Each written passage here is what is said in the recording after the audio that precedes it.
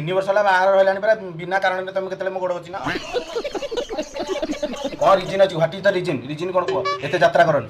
नाइ म मु कोन कहउतली कि टिके खीर पोड़ पिठा कले कहंतानी करूनो की मना करछि घरे सबु अछि माने जहा दरकार सबु अछि एले खाली गुजरात टिके नाइ टिके जाय के बाहर नै आसंतानी बैगन मु जाई परिनी बाहर खरा होची किए मु जाई परिनी तुम करो न कर जाओ न टिके प्लीज जाओ जाओ ना मु जीविनी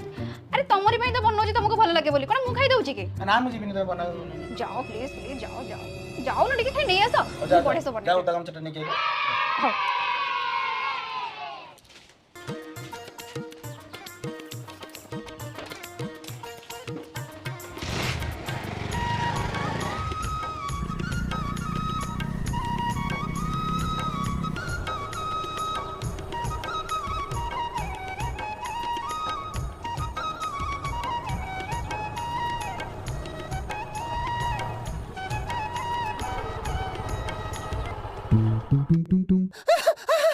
भाई ना गुजराती अच्छी की तरह